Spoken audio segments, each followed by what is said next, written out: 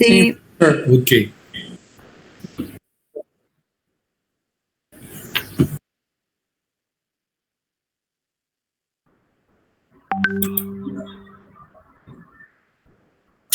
No deberíamos ser así.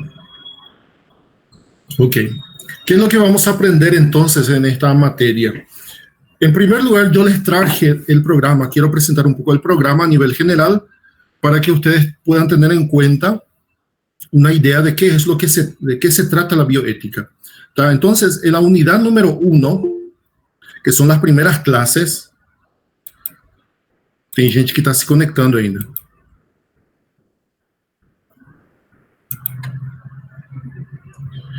En la unidad número 1, la primera clase, nosotros pretendemos hablar sobre aquellos aspectos bioéticos que trata de la clínica. Entonces acá hablamos, por ejemplo, sobre aquellos problemas relacionados con el inicio de la vida, con la genética, la investigación, etc. Pero principalmente en la unidad 1 vamos a dar una buena argumentación filosófica de lo que es la ética. Porque para poder hablar de lo que es la bioética tenemos que fundamentar qué es la ética. ¿Ok? Después, en la unidad 2, vamos a hablar con los problemas bioéticos vinculados al comienzo de la vida. Y ahí hablamos, por ejemplo, sobre cuestiones que tienen que ver con la anticoncepción, la esterilización, pero en esta unidad 2 también vamos a analizar el concepto de persona y el concepto de ser humano. Ese es un punto fundamental para entender lo que es el papel de la bioética y el papel de la medicina, porque todo lo que nosotros hacemos en el área de la salud tiene que ver con entender bien qué es el concepto de persona. Hablamos también de las cuestiones del aborto, ¿verdad? De la argumentación. En la unidad 3 vamos a hablar con los problemas que tienen que ver con la genética, con la manipulación genética, la manipulación de embriones humanos, la cuestión que tiene que ver con la biotecnología. En la unidad 4 se habla de los problemas vinculados con la clínica, los problemas que tienen que ver, por ejemplo, con los derechos del paciente. En la unidad 4 es importante profundizar un poco la declaración de Lisboa de 1981, que es el derecho del paciente. Entonces, en esa declaración de Lisboa habla específicamente los 11 derechos del paciente, y uno de esos derechos que tiene el paciente es el derecho de rechazar el tratamiento. Ahora, para que el paciente pueda rechazar el tratamiento, tiene que tener toda la información posible, y esa información lo tiene que fornecer, lo tiene que dar el médico. Después, en la unidad 5, vamos a hablar de la ética de la sexualidad. A este punto quiero aclarar que en esta unidad 5 vamos a hablar específicamente de un tema, porque los otros temas que tiene acá la unidad 5, yo creo que no es propiamente de la bioética. Entonces, en la unidad 5 vamos a hablar de la cirugía modificadora del sexo, que esa sí es una cuestión bioética, no por el cambio de sexo en sí, porque actualmente existen varios autores que justifican ese cambio de sexo que las personas realizan. O sea, moralmente, éticamente se puede justificar ese cambio de sexo. El problema bioético que van a hacer de este tema va a ser la utilización del dinero público para la realización del cambio de sexo. Como no caso do Brasil. O Brasil tem, no SUS, você pode mudar de sexo, leva um processo de 2 anos, mas utilizando dinheiro público. Então, essa é a questão ética que envolve a cirugía modificadora de sexo. Entonces, eso es lo que vamos a analizar acá en la unidad 5. En la unidad 6, vamos a hablar de la cuestión que tiene que ver con la investigación. Y la investigación en seres humanos. Ustedes saben que hoy en día, para poder testar un medicamento, se utiliza a personas para testar esos medicamentos. Pero existen varios códigos internacionales que tratan de analizar, de dar algunas orientaciones éticas para el tratamiento de personas para esas experimentaciones. Y eso sería un poco los temas de las unidades de bioética. Ahora, la facultad le da la posibilidad al docente de poder adecuar el contenido del programa un 30%.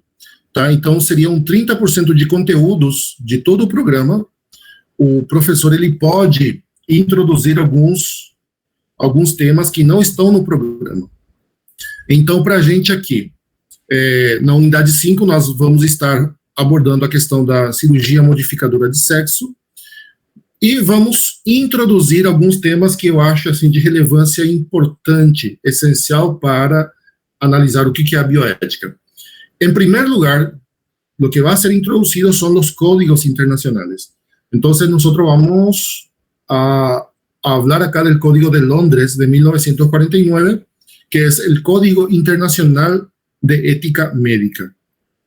Eu acho que todo médico ele tem que conhecer esse Código de Londres. E a Declaração de Lisboa, de 1981, que fala sobre os direitos do paciente. Tá? Otra cosa que vamos a introducir en nuestro programa para estudiar esta materia va a ser los modelos de relación médico-paciente.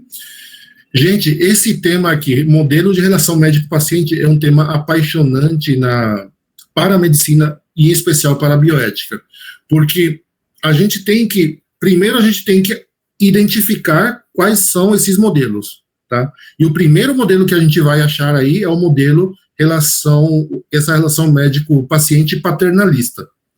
Então, até a palavra paciente significa que ele não tem um papel ativo, ele é paciente. Então, essa pessoa, ele depende do médico, ele depende digamos assim, da opinião do médico, ele depende da vontade do médico. E isso é um tipo de relação que nós observamos mais nos hospitais públicos, tá? Pero hay otros modelos también de relación médico-paciente, como el modelo, por ejemplo, médico y cliente. Tá? Então, o médico ele faz o que o cliente pede. E esse tipo de relação nós observamos mais, por exemplo, nas relações nas questões estéticas, tá? Y lo que se trata hoy en día de establecer un poco es un modelo donde sea equitativo, o sea, donde el paciente pueda también ejercer su autonomía para poder rechazar un tratamiento o para poder ver con el médico cuál es el mejor tratamiento posible de acuerdo a su posibilidad, a la posibilidad del paciente. Outra coisa que a gente vai introduzir é a bioética personalista, e isso é uma questão super essencial para a bioética. Existe já uma tendência desde os anos 60 para acá, uma tendência que nasce em Espanha de lo que se llama la gestión del cuerpo, a gestão do corpo. E essa gestão do corpo fala o seguinte, que o principal responsável pela saúde da pessoa é a própria pessoa. Então, é a própria pessoa que tem que gestionar o seu corpo. Tá? Existem muitas doenças, por exemplo, que são previsíveis, que poderiam ser evitadas por uma boa gestão do corpo. Então, para tirar um pouco esse peso da medicina de ser uma medicina paliativa e se converter numa medicina preventiva. Então, por exemplo, a medicina que se exerce hoje em dia, o que os médicos curam hoje em dia? Cura ou trata doenças como diabetes, hipertensão, problemas cardíacos. São problemas que poderiam ser evitados por uma boa gestão do corpo. Então, a bioética personalista vai a tratar de hablar de lo que es la persona humana, de la dignidad de la persona humana, y dentro de la dignidad de la persona humana está la gestión del cuerpo. Tá? Então, isso é fundamental. Estos son los temas que vamos a introducir en el programa.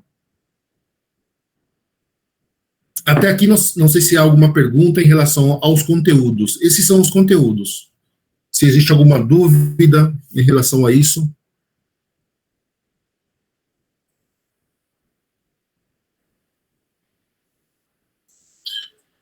Carlota fala aqui, pero es mejor hacer lo que será mejor para el paciente. Sim, exatamente, mas para a bioética, o que é o melhor para o paciente? Às vezes, muitas vezes, a gente vai analisar aí, por exemplo, como tratamento de pacientes terminais, que o melhor para o paciente é não fazer nada. Tá? E isso aí é uma questão que a gente tem que debater. Muitas vezes a gente pensa que o médico ele tem que fazer, né? Ele tem que aliviar a dor, ele tem que injetar, ele tem que fazer. E muitas vezes, na medicina, o bem para o paciente é deixar de fazer. Uma questão polêmica que envolve muito essa questão é a questão da transfusão de sangue para testemunho de Jeová. Será que é realmente o melhor para o paciente a gente não respeitar a vontade e a crença da pessoa, mesmo assim fazer a transfusão contra a vontade da pessoa, existindo uma declaração de Lisboa que fala que o paciente ele tem autonomia, ele tem que exercer essa autonomia. Então, às vezes, o que a gente acha que é bom para o paciente realmente não está sendo. Então, isso é que tem que ser analisado a partir da bioética. Tá? É o termo de responsabilidade. Só que o termo de responsabilidade se utiliza mal, não só no Brasil, como aqui no Paraguai também.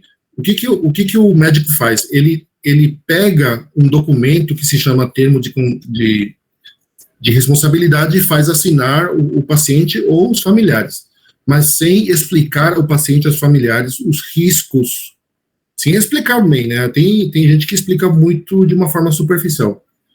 O paciente e os familiares têm o direito de saber toda a informação, tá?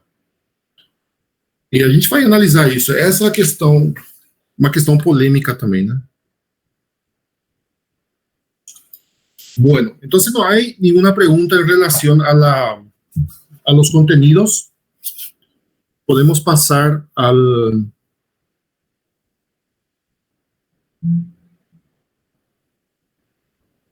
Ok. Entonces, ¿de qué se trata la bioética? ¿Qué es a bioética? Bioética vem de duas palavras gregas. Bios, que significa vida, daí a palavra biologia.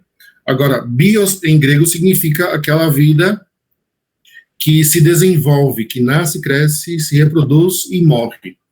Porque existe outro tipo de vida também, quer dizer, existe outra palavra em grego que significa zoe, e esse também significa vida. Pero la vida acá biológica tiene que ver con esto. Daí vem a palavra biologia, né, o estudo da vida. E ética, que é uma palavra que significa caráter, modo de ser. A gente vai explicar um pouco melhor isso. Então, viene de estas dos palavras, bioética. Lo que nosotros podemos decir, en primer lugar, para empezar a explicar qué es la bioética, es que el ser humano ha tenido grandes logros. O ser humano ele alcançou muitas coisas a nível científico, tá? Hoje nós temos uma quantidade de conhecimento científico impressionante. O problema desses conhecimentos científicos é o seguinte, que quem produz conhecimento científico são os países do hemisfério norte. Tá? Então, a maioria das universidades dos Estados Unidos, Canadá, Europa são o que mais produzem conhecimento científico. Aqui na América Latina, por exemplo, existe também pesquisa científica, só que não chegamos ao nível ainda dos outros países, tá? Pelo tipo de, digamos assim, de educação que certos governos da esquerda deixaram aí nos países latino-americanos, e assim é impossível você ter uma pesquisa científica. Tá? También se logró mucho a nivel técnico. A nivel técnico nosotros tenemos mucho avance. Hoy en día, por ejemplo, yo no sé si ustedes saben, pero anteriormente se utilizaba la técnica para construir armas para la guerra.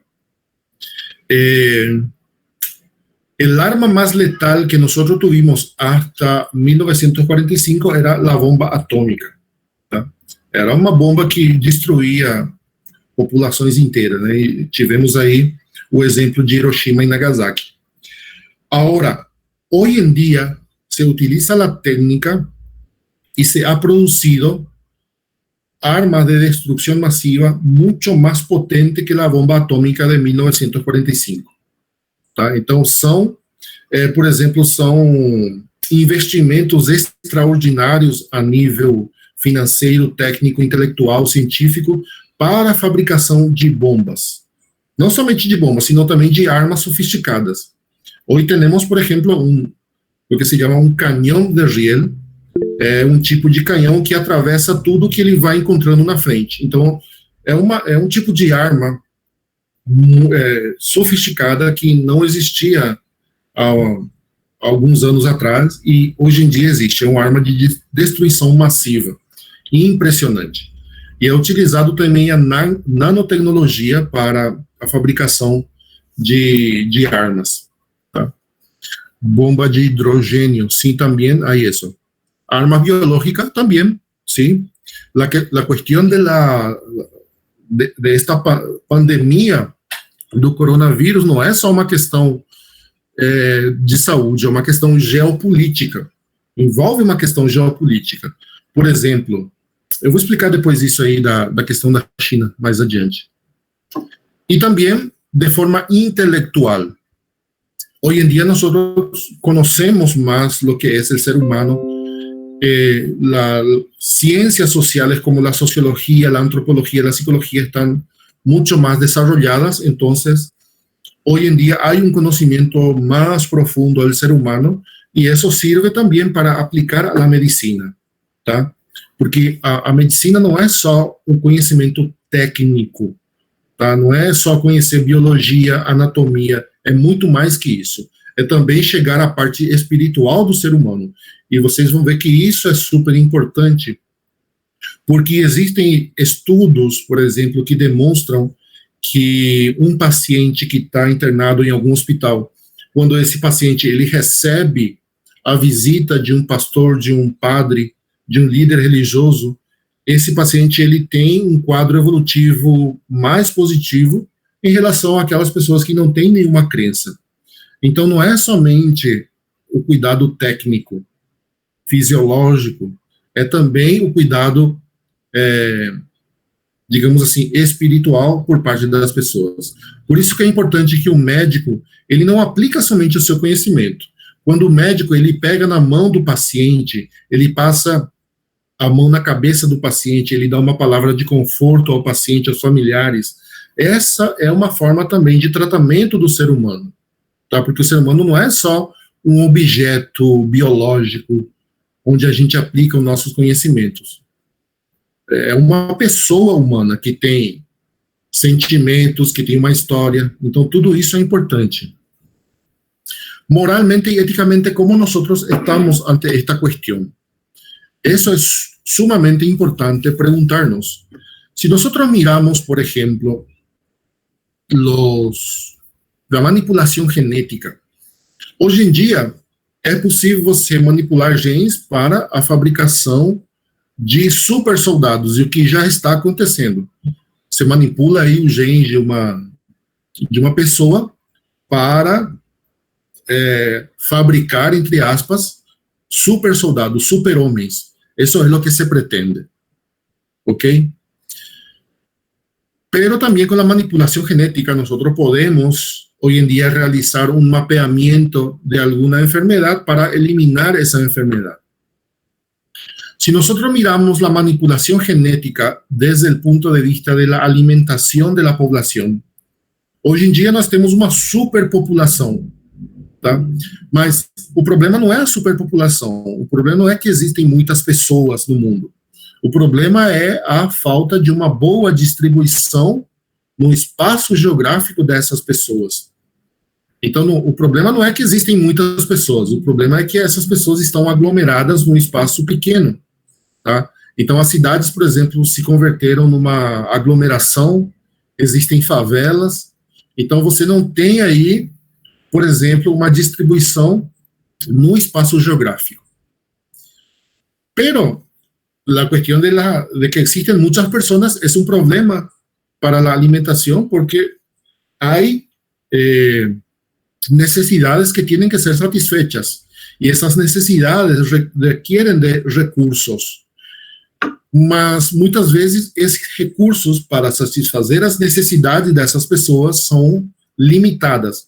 Então, aqui, a manipulação genética, a engenharia de alimentos, a biotecnologia, os transgênicos é uma alternativa para satisfazer as necessidades das pessoas.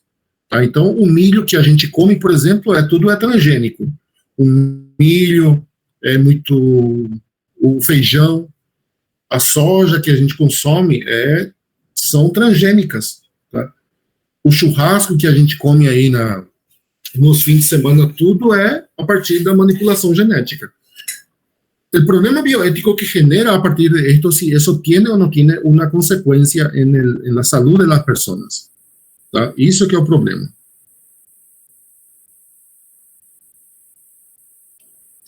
Existen también avances en la manipulación genética que realmente no tienen ningún tipo de intención de mezclar células animales con células humanas para crear un nuevo tipo de ser.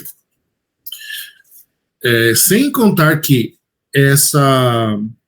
esse tipo de pesquisa envolve milhões e milhões de dólares, envolve muitos recursos humanos e envolve também muita, digamos assim, políticas públicas em relação a isso. Tá? Então, utilizar dinheiro público para isso.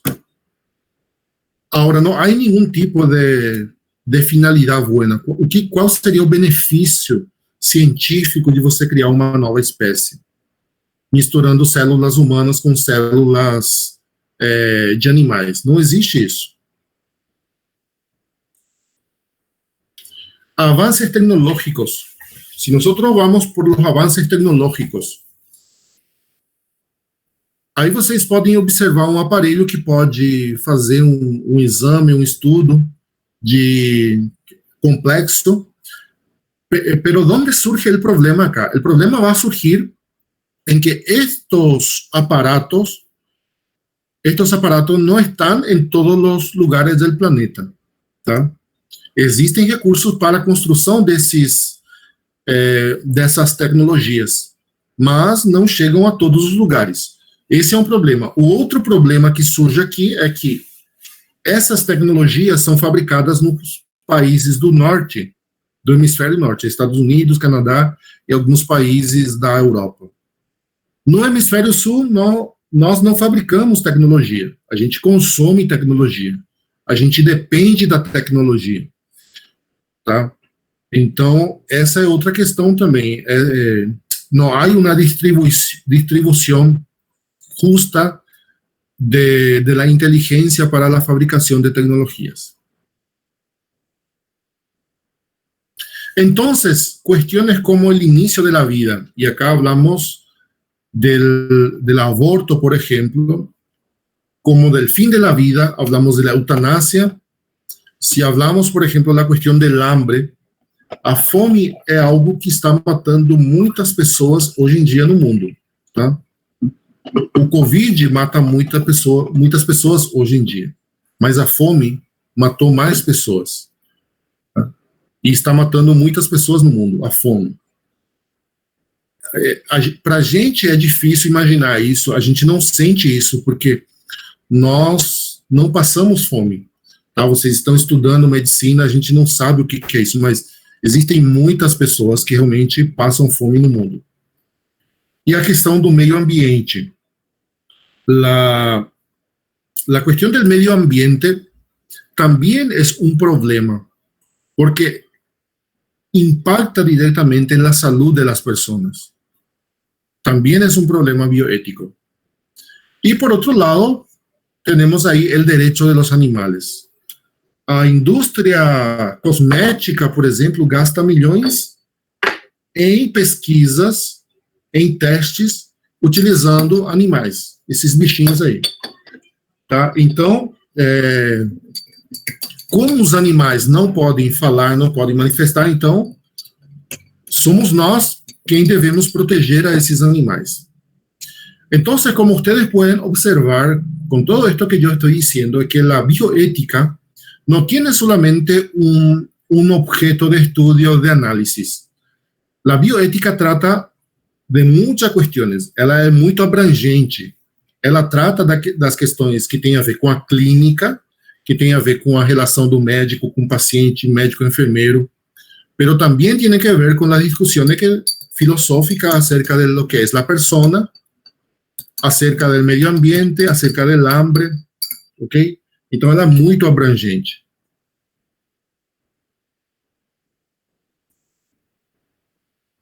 Lo que nosotros podemos decir acá es que no todo lo técnicamente posible es moralmente aceptable, tá? Tecnicamente é possível você fazer muitas coisas, moralmente não. Tá? Não se justificaria racionalmente, moralmente, como no caso da misturar células animais e humanas para criar uma nova espécie. Não existe nenhum benefício enquanto a isso. Isso é imoral.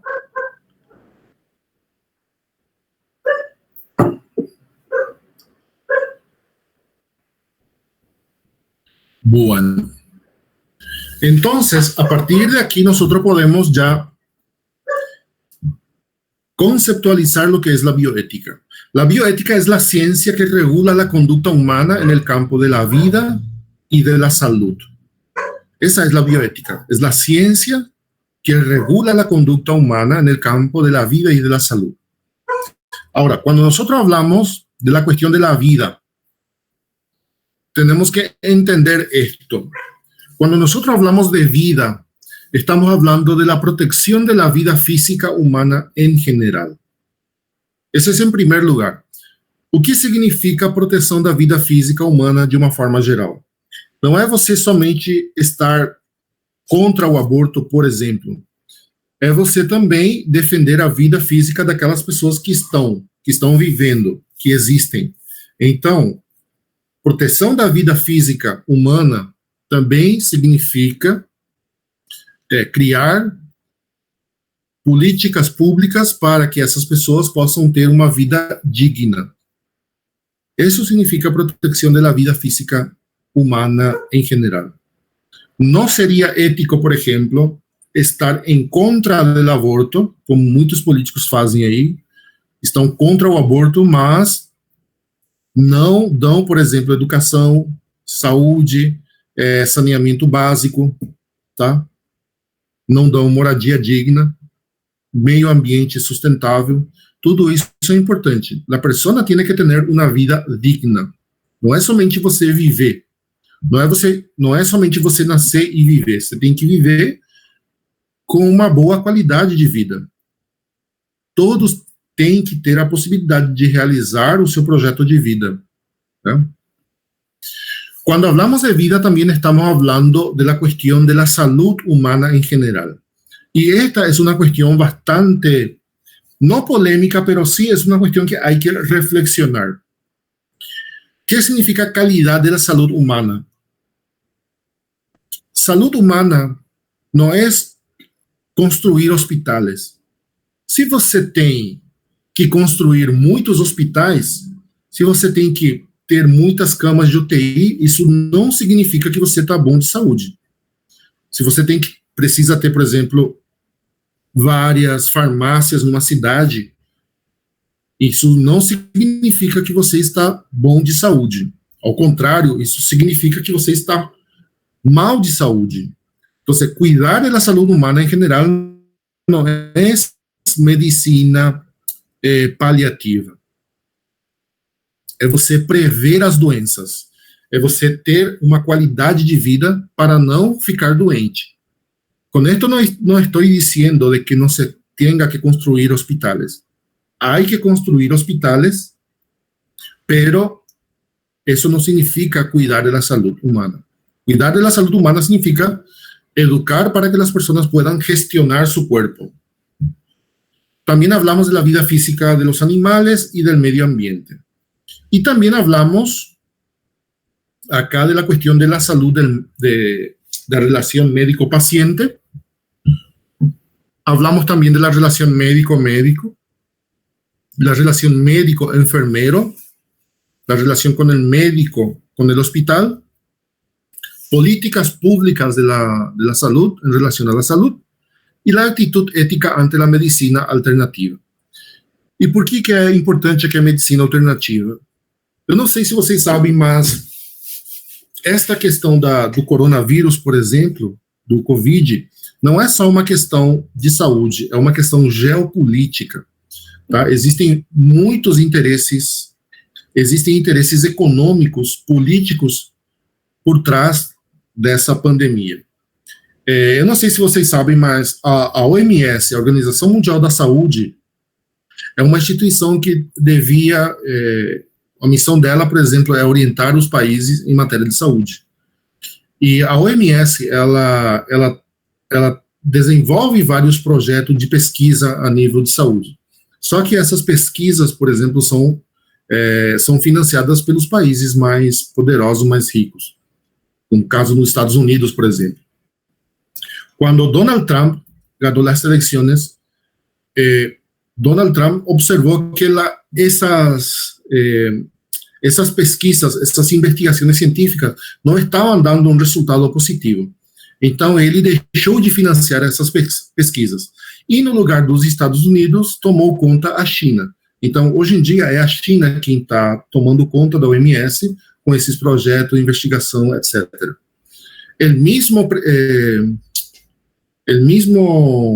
director de la OMS actual, el señor Tedros, foi posto com a ajuda da China. E para 2022, eu quero que vocês anotem essa data, para 2022, a medicina alternativa chinesa vai deixar de ser alternativa.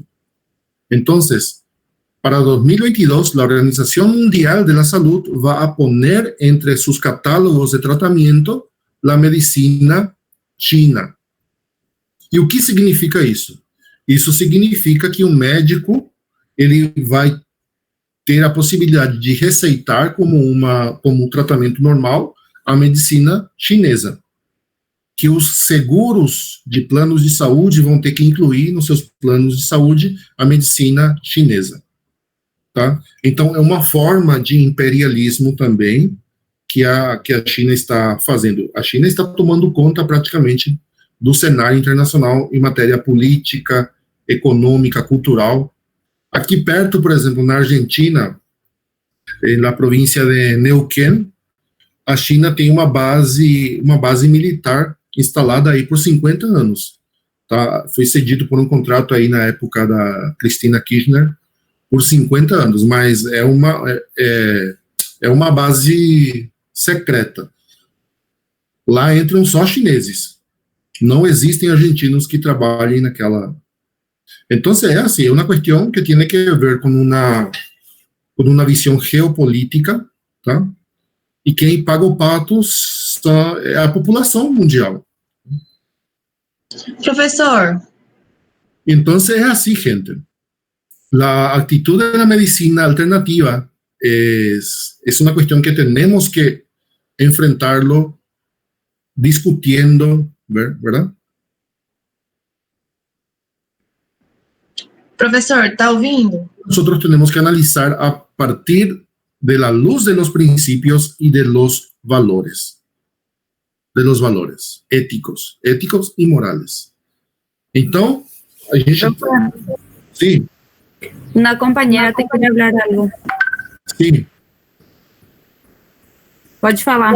Sobre 2022, é um palpite que até lá vai estar inclusa a medicina chinesa nos planos, em tudo, ou é uma certeza? É as duas coisas. Certeza não é. Mas tudo indica que esse é o plano da China. Na área de saúde, né? Sim.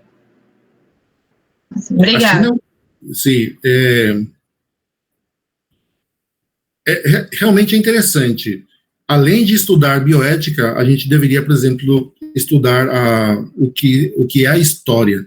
Porque a história que nós estudamos não é a história do mundo. A gente estuda assim, idade antiga, média, moderna e contemporânea. Mas isso é esa es una periodización que fue inventada por los alemanes, por los románticos alemanes, pero en realidad no es así. En realidad, teve um tempo em que a China realmente era o grande império. La ruta de la seda, por ejemplo, entre la India y la China, era el comercio mundial de la época. Y todo esto está retomando ahora con este tema de que China tiene el poder econômico e político e militar para tomar conta do pedaço. Tá? Mas eu acho assim, agora é a minha opinião. Eu não falei para vocês, mas a minha formação, eu não sou médico. A minha formação, eu estudei relações internacionais, tá? E também fiz a faculdade de filosofia. E na área da filosofia, eu me especializei na ética. Tá? Então, por isso que eu dou palestra também sobre a questão geopolítica. E a minha opinião, assim, como internacionalista, é que os países deveriam apresentar um processo internacional contra a China na Corte Internacional de Justiça na Haia. Essa é a minha opinião, porque o dano que está sendo feito por causa dessa pandemia, que a culpa realmente parece ser da China, então os países deveriam apresentar deveriam demandar-lhe a China, ¿verdad? Esa es mi opinión. Bueno, sigamos entonces con bioética. La bioética es una ciencia relativamente nueva. Nació en 1971 con este libro de este oncólogo, von Rensselaer-Potter, que se llama Bioética Puente hacia el Futuro. Qual que era a ideia de von Potter? Ele, com esse livro, tentava unir o que seria o avanço científico com os valores morais e éticos. Então, isso seria mais ou menos o papel da bioética. Unir lo que sería el avance científico con los valores éticos y morales. ¿Ok?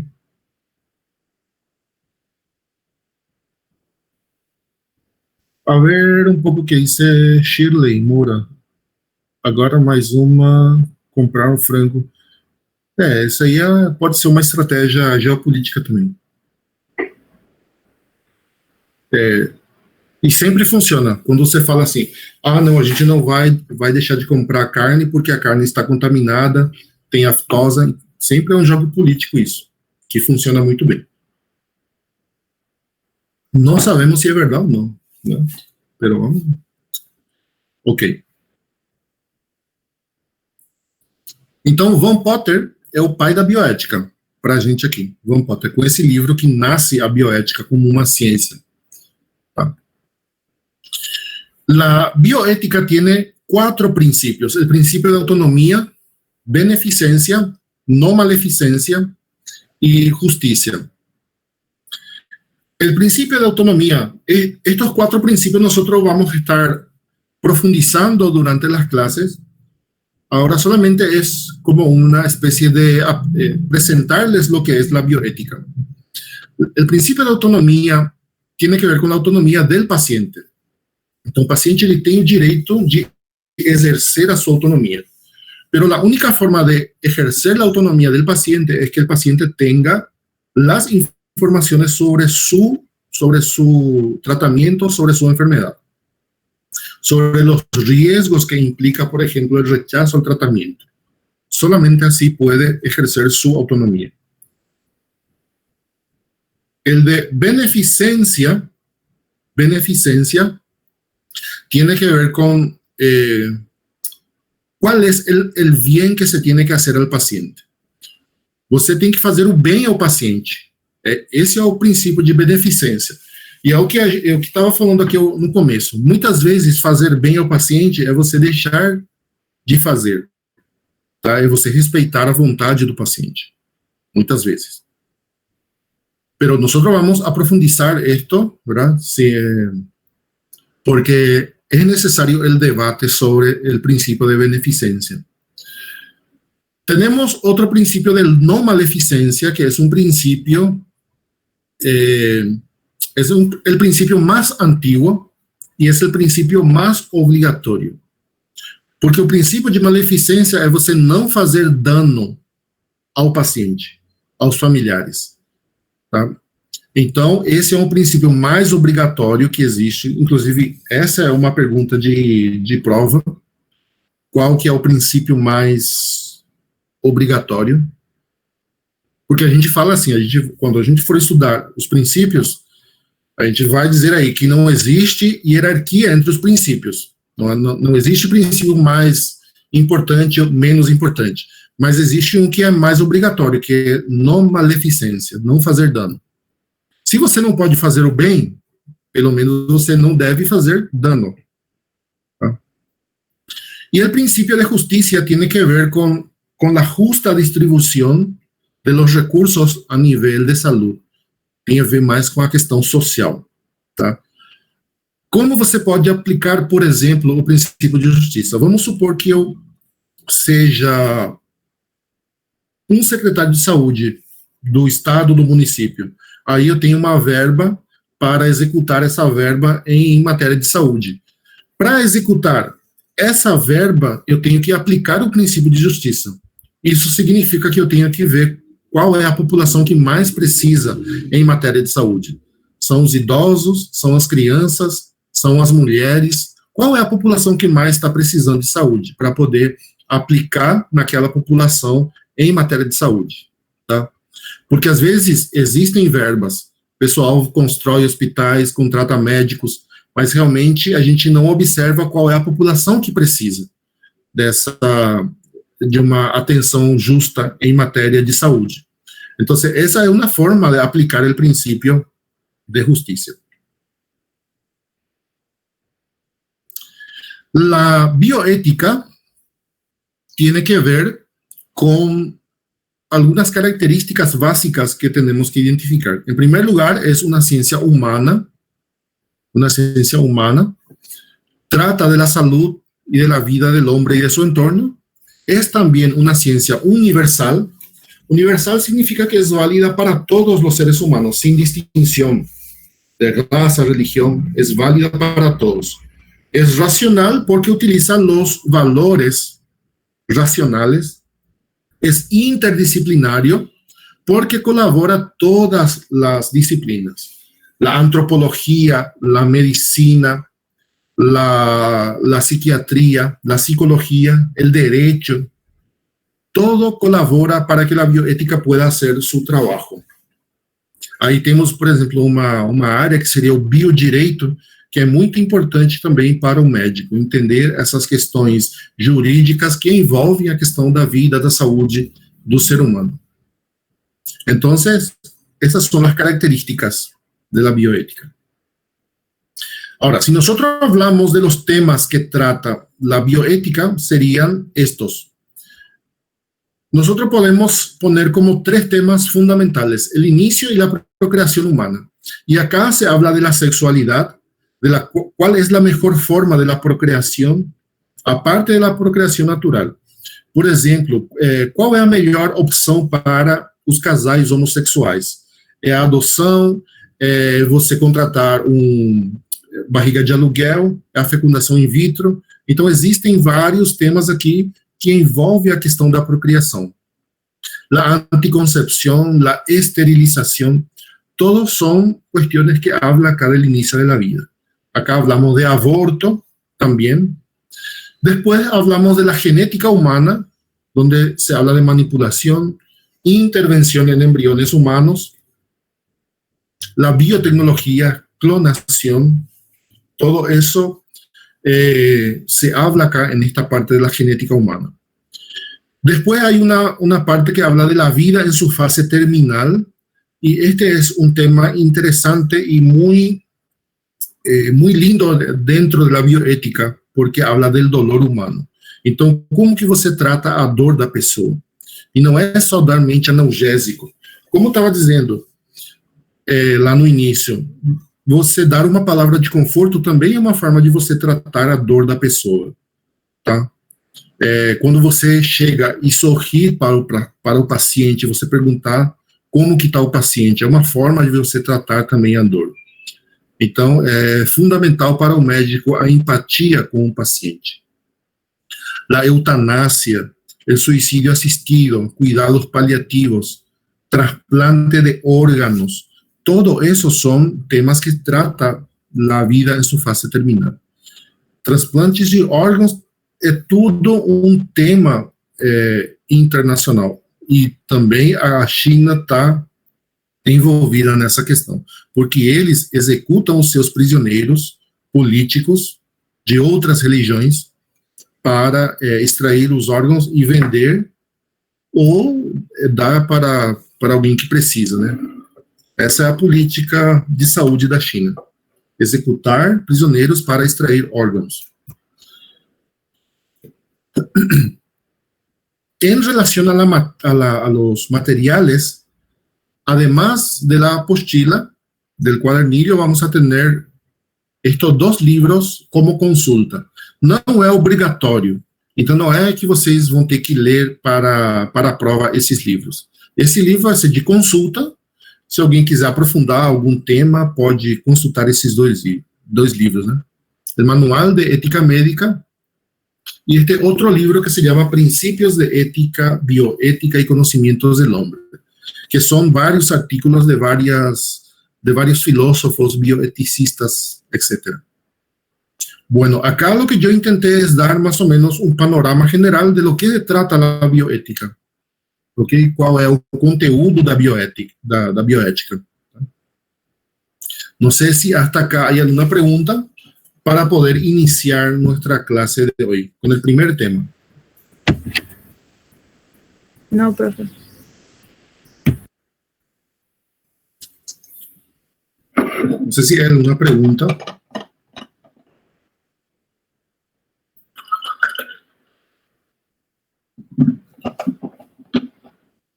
No hay preguntas. Bueno, entonces vamos a iniciar con el primer tema. No sé si va a dar para terminar, pero por lo menos vamos a iniciar la reflexión.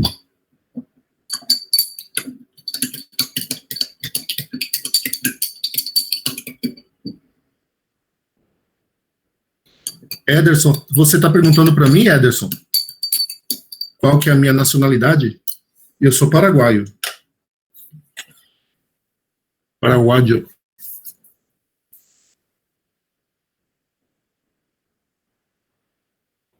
Paraguai, eu estudei em Assunção. Eu estudei com os jesuítas. Eu estive no seminário 5 anos. Eu terminei a filosofia e aí depois entrei a estudar relações internacionais. Relações internacionais. Esse é Mas dentro da filosofia, o que mais eu estudei foi a parte da ética. Ética, antropologia.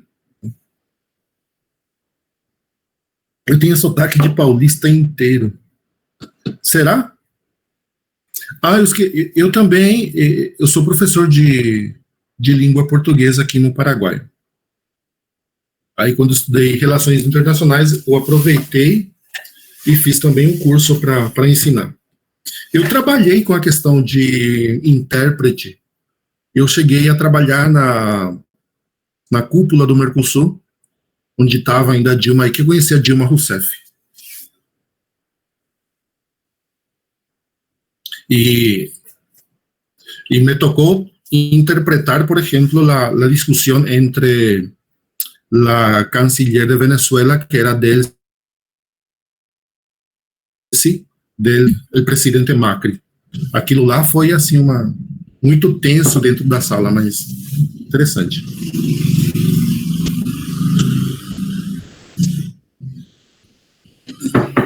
Bueno.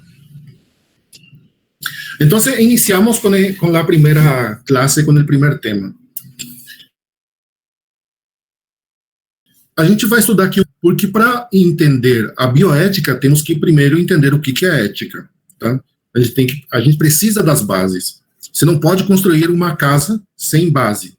Você pode até construir, mas vem um vento lá e vai derrubar aquela construção, tá? Então, por isso que a gente não pode avançar nas questões da bioética sem entender o que é ética. Então, para entender a ética, necessitamos partir de uma nova antropologia. Mas o que significa isso, partir de uma nova antropologia? Partir de vamos supor, eu vou colocar aqui como exemplo. Temos aqui dois personagens. Temos duas antropologias diferentes, antagônicas. Um é Jean-Jacques Rousseau e o outro é Thomas Hobbes. Então, Rousseau, esse que está aqui na parte esquerda, ele dizia que o ser humano é bueno por natureza. E Hobbes dizia que o ser humano é malo por natureza. Então, são duas antropologias. Antropologia acá significa a visão do homem que eu tenho. Qual é a visão de persona que eu tenho? Então, Rousseau, ser humano é bueno por natureza. Hobbes, ser humano é malo por natureza. O problema está aqui, gente, nessa palavra por natureza. Por natureza, o ser humano, por natureza, vamos colocar outro exemplo. O ser humano, por natureza, o pássaro não pode não voar, por natureza. Tá? Por natureza, um leão não pode não comer outro animal para se alimentar. Está no instinto. Isso é por natureza. Então, quando decimos por natureza, é um determinismo prácticamente biológico. Então, são duas antropologias antagônicas que nos sirven para explicar qué es la ética. Tá? Jefferson, bom, essa não tem muito a ver não com direita e esquerda. Isso aí já é outra questão. Pero estas dos antropologias nos sirven para entender qué es la ética. Nosotros tenemos que partir de una nueva antropología, como dice acá. Partir de una nueva antropología. Y la nueva antropología será esta. El ser humano no es bueno ni malo por natureza. Então, por natureza, o ser humano ele não pode ser nem bom nem ruim. O ser humano ele é neutro. O que vai determinar a bondade ou a maldade do ser humano são as suas escolhas, a sua liberdade. Tá? Veamos este gráfico acá. El ser humano tiene un objetivo, tiene una meta. La meta del ser humano es la realización humana. Que o ser humano possa se realizar como pessoa humana. Essa é a meta do ser humano. Então, todos nós, a nossa meta é chegar à nossa realização humana.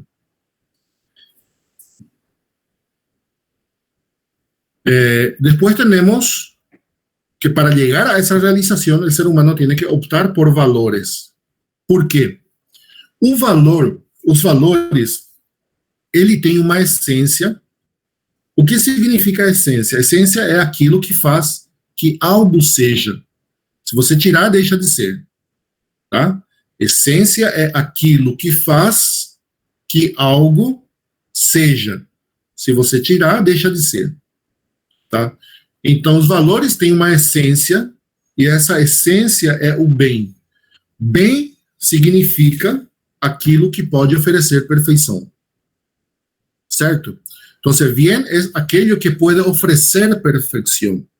E esses bienes se encontram nos valores. Por exemplo, eu estou com sede agora, tá? E essa sede, para mim, é uma imperfeição. A água para mim, então, vai ter um valor. Por quê? Porque contém um bem. A água então, para mim, é um bem. Por quê? Porque calma a minha sede. Então, a água, para mim, ela representa um valor, porque representa o bem de acalmar a minha sede, tá? Então, assim, o ser humano, ele vai precisar de bens, porque o bem é aquilo que oferece perfeição. O que aperfeiçoa o ser humano é o bem. Então, quando o ser humano, ele opta por um valor, está optando por um bem. Então, para chegar a sua realização humana, o ser humano necessita optar por valores, pero valores superiores. Não qualquer tipo de valor. São aqueles valores superiores. Porque quanto maior é o valor, maior também é o bem que ele está obtendo. E quanto maior é o bem que ele está obtendo, maior ou mais perto vai estar de sua realização humana. Essa é a questão aqui. Outra questão também é que quando o ser humano ele opta por um valor, ele deixa de lado valores inferiores. Quando nós optamos por um valor superior, deixamos de lado necessariamente um valor inferior. Ok? Denilson, você está certo aí, girondinos e jacobinos, mas a questão da direita e esquerda também tem a ver com a questão religiosa, porque quem foi crucificado no lado direito e no lado esquerdo de Jesus? Então é uma questão também religiosa. Os muçulmanos, porque eles têm que comer com a mão direita. E quando for no banho, por exemplo, eles têm que usar a mão esquerda, porque a mão direita não pode ser usado, né, no banheiro, por exemplo. Então tem uma questão assim religiosa, ideológica também com isso, esquerda, direita. Só que na política, esquerda e direita não são absolutos, tá? Hoje em dia, por exemplo, no Paraguai, existem dois partidos políticos, um é de direita, a outra é mais para o centro, mas na prática os dois partidos são iguais, na prática. Então, na política não existem absolutos de direita e esquerda. A gente fala assim de comunismo, mas o comunismo nunca existiu na história, até porque o próprio Marx nunca definiu o que é o comunismo. Aí o comunismo nunca existiu, porque quando caiu o Muro de Berlim, quando caiu o sistema socialista, você ia lá na União Soviética, o que você mais encontrava? São generais militares que tinham milhões e milhões de dólares, por exemplo. Então não existia comunismo. Existiam pessoas que estabeleciam esse sistema e que se aproveitavam desse sistema. Uma das famílias mais poderosas, ricas no mundo, é a família Castro, de Fidel Castro, por exemplo. E assim. Mas essa é outra questão política que podemos analisar em outro momento. Eu queria explicar um pouco mais essa questão valores superiores e valores inferiores. Um exemplo. Vamos supor que vocês estão estudando para ser médicos. Então, esse ato de estudar é um valor superior, porque vocês estão se sacrificando, vocês estão deixando de lado outros tipos de valores inferiores, como seria, por exemplo, estar em casa assistindo televisão, tomando uma cervejinha, ou estar na praia tomando água de coco, também é um valor. Só que o valor que proporciona estudar, que é o conhecimento é um valor superior em relação ao valor que proporciona estar em casa ou na praia, que seria, sei lá, o prazer, o bem-estar. Então, quando a gente opta por um valor superior, necessariamente temos que deixar de lado valores inferiores. Pero o problema está acá. ¿Quién determina esos valores superiores, inferiores? ¿Quién determina? ¿Quién dice eso? ¿Cuáles son los valores inferiores y cuáles son los valores superiores? Ese es el papel de la ética. ok? Então, a ética, ela vai mostrar quais são esses valores superiores que nós temos que optar para chegar à nossa realização humana. Então, a ética é como se fuera um caminho, uma luz que nos muestra qual é o contenido de uma vida realmente humana. ¿Qué es lo que tenemos que hacer y qué tenemos que dejar de hacer? Entonces, la ética es una rama de la filosofía que orienta nuestra acción humana. Nosotros podemos también hacer de esta forma, establecer la diferencia entre ética y moral. La ética es la reflexión, es el estudio de la moral. Ética é a parte do estudo e a moral é a parte prática. ¿Ok? Entonces, la ética, ¿cómo sería? La ética tiene que ver con los aspectos del individuo, de la interioridad. Y la moral tiene que ver con los aspectos grupales. Tá? O que é imoral? Vamos supor, como exemplo, seria imoral você tirar uma idosa da fila de um banco para ficar no lugar dessa senhora, dessa idosa, só porque você está com pressa. Você não faria isso, porque isso é imoral. E por que é imoral? Porque se você fizer isso, você vai ter a desaprovação das outras pessoas, você vai ter a desaprovação da sociedade. Então, a gente deixa de fazer muitas coisas por uma questão moral, por não passar vergonha, por dizer de alguma forma. E a ética tem a ver com a questão individual, com a questão da consciência. Então, por exemplo, eu deixo de fazer muitas coisas ou hago algo por uma questão ética, por uma questão de consciência, por mais que eu tenha a desaprovação de outras pessoas. Por exemplo, eu como médico, eu denuncio ou não o colega que é meu amigo por uma negligência em algum procedimento. Por ética, por uma questão de consciência, eu vou denunciar esse colega, porque ele foi negligente. Por mais que eu tenha a desaprovação dos outros colegas. Tá? Então, é mais ou menos assim como funciona a ética e moral. Ética individual da pessoa, moral tem a ver com o grupo, com os valores grupais. Outra coisa também importante que a ética não é aplicável a los animales. Quando a gente fala de moral, de ética, estamos falando no âmbito do ser humano. Fora do ser humano não existem conceitos como bem, bom, mal, ruim, tá? Solamente existe dentro do âmbito humano. Na natureza não existe certo e errado.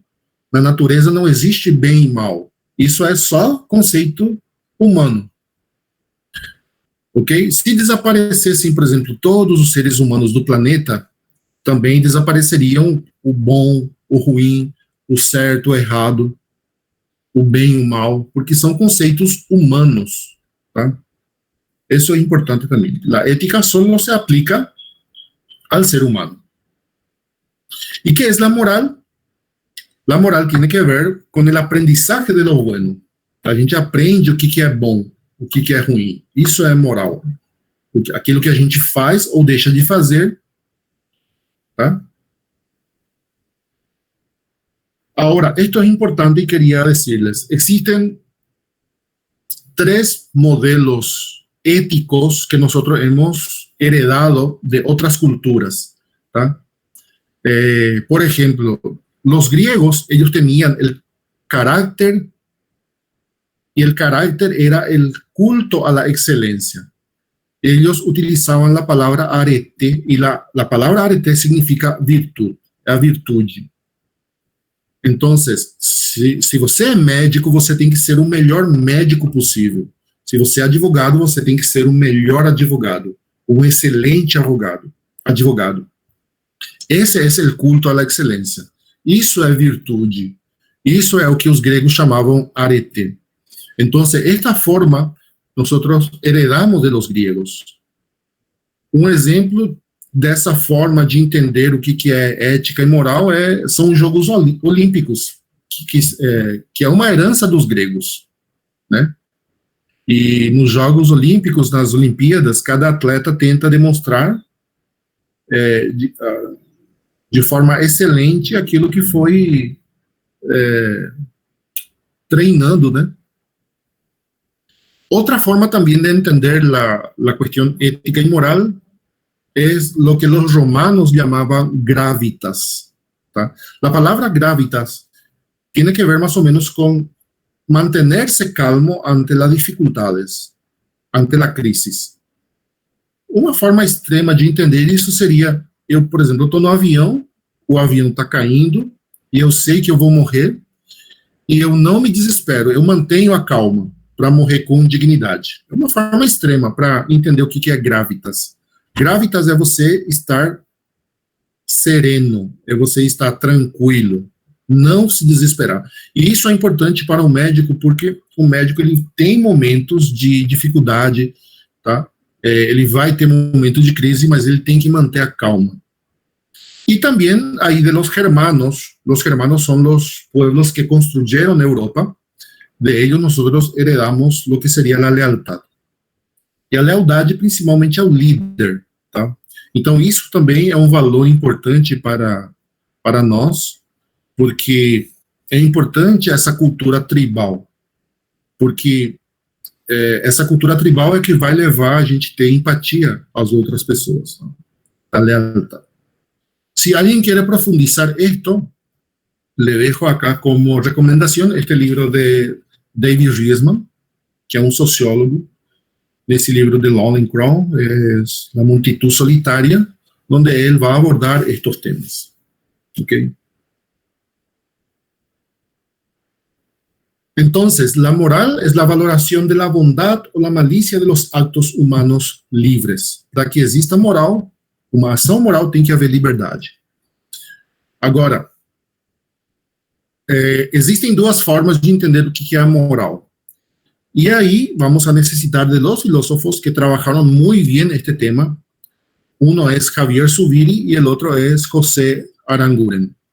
São dois filósofos espanhóis que trabalharam bem essa questão, que é a moral como estrutura e a moral como conteúdos. Eles falam assim, que o ser humano ele tem uma moral estrutural, uma moral como estrutura. E essa moral como estrutura é universal, é de todos os seres humanos. Então, nós podemos fazer a seguinte prueba. Não importa a região geográfica, não importa a religião, não importa o origen étnico, não importa a sociedade, não importa a classe social, tá? Se você dá uma paulada na cabeça de uma pessoa, essa pessoa vai achar aquilo ruim, tá? Então não importa a origem social, a religião, dar uma paulada na cabeça de uma pessoa sempre vai estar, sempre será algo errado isso. Por quê? Porque existe uma moral estrutural em nós, onde a gente sabe o que é certo e o que é errado. Después, lo que va a cambiar son la moral como contenidos. E o conteúdo da moral que muda de indivíduo, muda de cultura. Então, nós ajustamos nossa conduta a essa cultura, a essa época, etc. Tá? Existe um ajustamento. Tá? Por exemplo, o animal, o ajustamento do seu comportamento com o meio é de uma forma imediata, e isso é o que nós chamamos instinto. Mas no ser humano não é assim. Por exemplo, você dá comida para um animal, para um cachorro, o cachorro ele vai avançar na comida, vai comer a comida que você dá para ele. Mas o ser humano, o homem, ele vai estar com fome, mas ele vai pensar assim, eu vou esperar os outros membros da família para poder almoçar juntos. Isso é o que diferencia. Isso é o ajustamento que Javier Zubiri fala aí na moral como estrutura e moral como conteúdos. Hay un ajustamiento de los actos. Entonces, acá, la moral nace en el seno de una sociedad y la ética nace en la interioridad de una persona. Ok? Ok, João, tudo bem. Carlota, eu vou procurar o livro, eu tenho aqui. Vou passar depois para... Bueno, entonces para terminar esta parte, les hago una pregunta. O aborto está certo ou está errado? Ou a eutanásia, está certo ou está errado? O que vocês acham?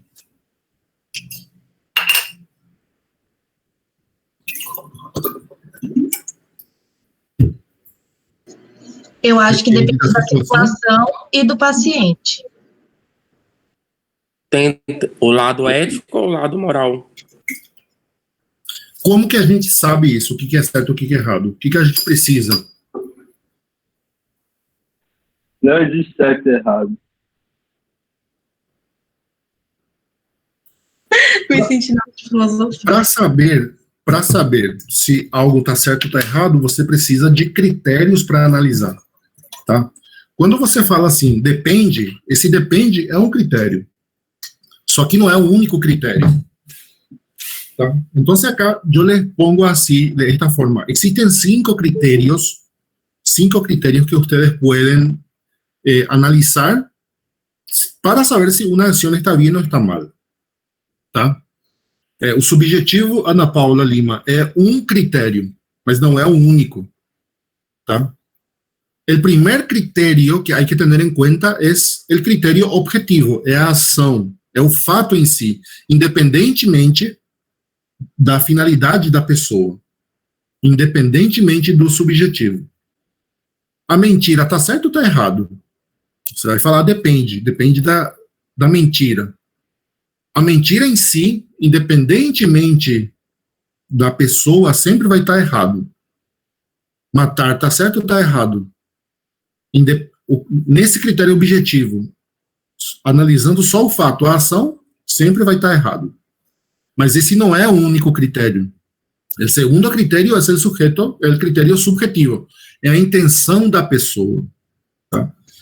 Então, se a pessoa, no caso da mentira, a intenção da pessoa não é mentir, mas ela mentiu para procurando um bem maior, por exemplo.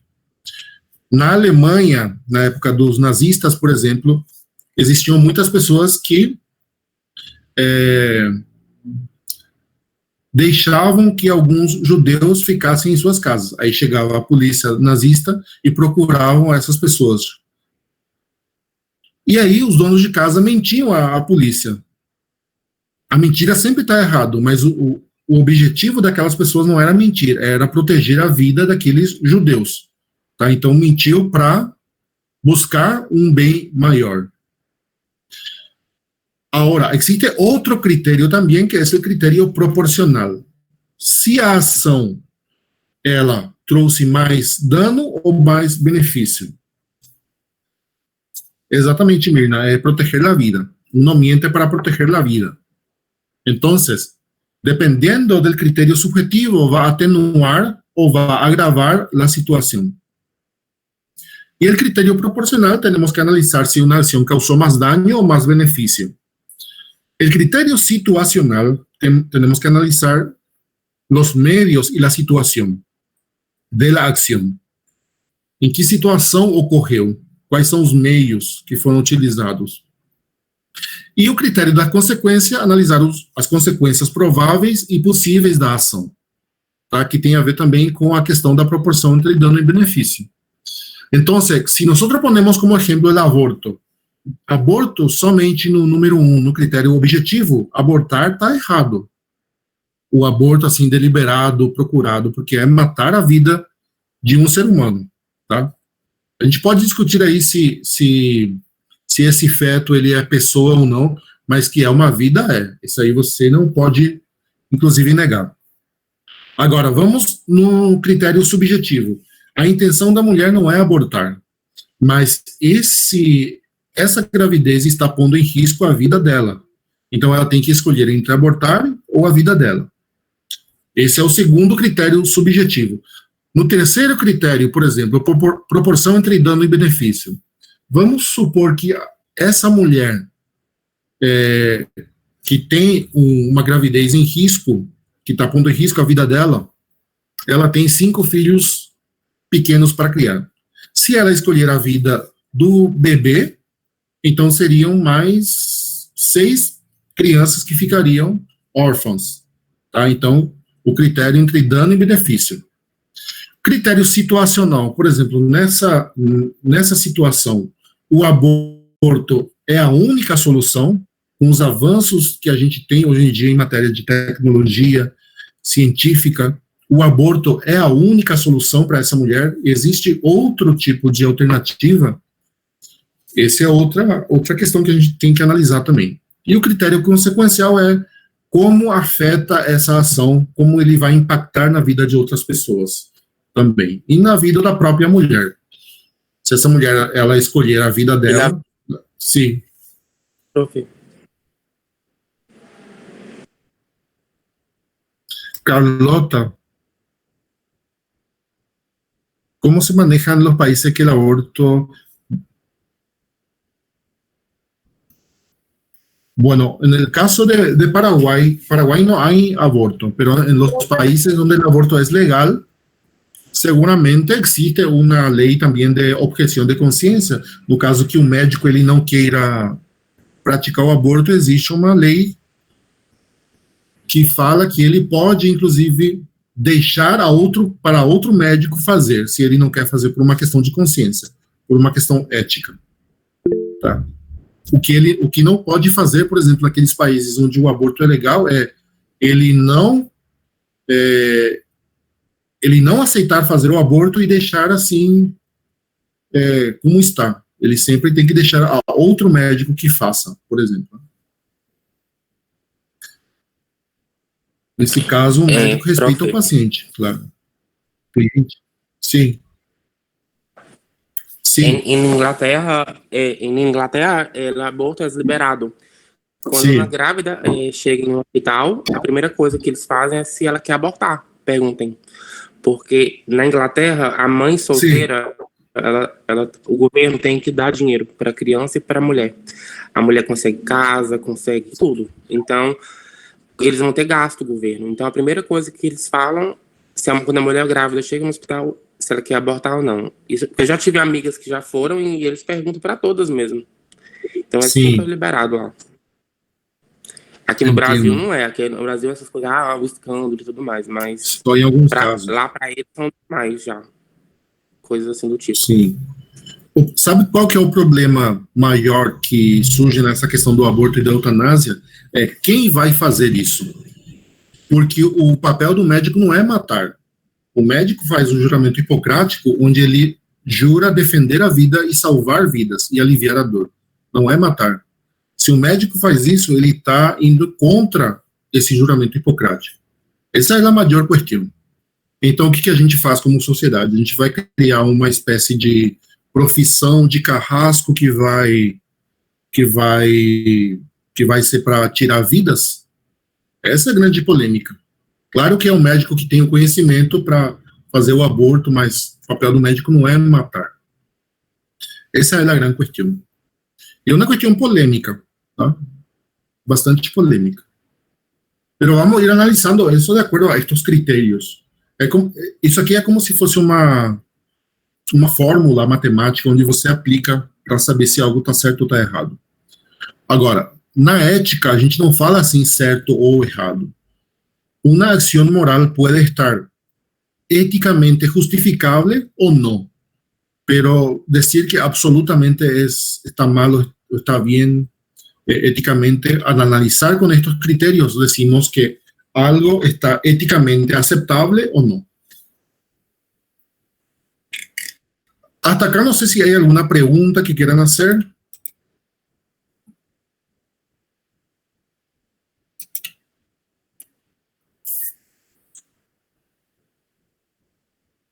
¿Alguna consulta? Esa es la primera aula. ¿Cómo decir? Es presentar un poco a nivel general de lo que se va a tratar la bioética. ¿ok? La próxima clase nosotros estaríamos hablando de los tipos de ética. Y moral kantiana también se va a hablar de eso. La moral kantiana. La moral kantiana es, como lo dijo Juan Pablo II, es bastante peligrosa. Porque la moral kantiana es una moral bastante subjetiva. E na questão moral ética, não existe somente o subjetivo. Então, o certo e o errado não depende só da pessoa. Tá? Existem coisas que estão objetivamente que são malas, verdade?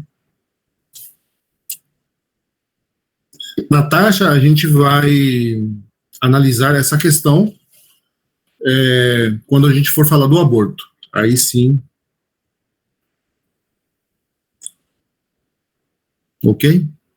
Entonces, como esta es una clase introductoria, no da aún para analizar a fondo los argumentos. Na bioética, além da gente, pelo menos essa é a minha intenção, não é somente falar ou explicar quais são a posição contra ou a favor. A gente tem que analisar essas posições que estão em contra ou a favor.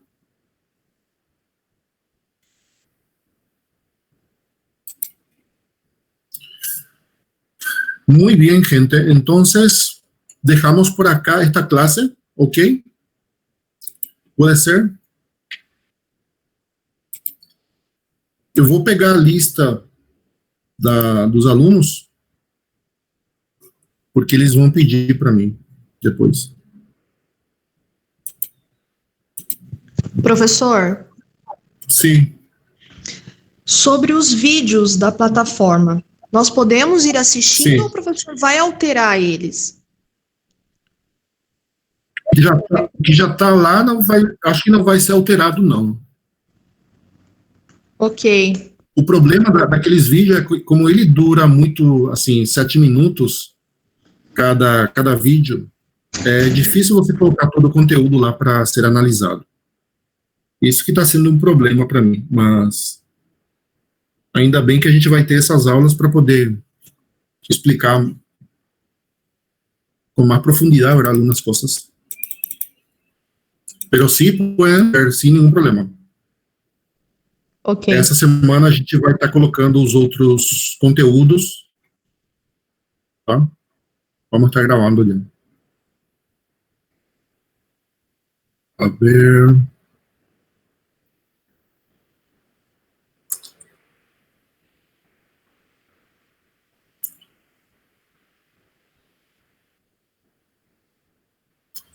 Professor, Sim. quem optar ver as aulas apenas pelo Google Meet também não tem nenhum problema não, né? Como? Quem optar ver as aulas apenas pelo Google Meet não tem problema não, né? Olha, acredito que não. Até agora, pelo menos, não foi passado nenhuma instrução em relação a isso, mas é importante que o aluno ele possa interagir também com a plataforma, tá? Porque lá eu vou colocar também alguns trabalhos, tá? Alguns materiais.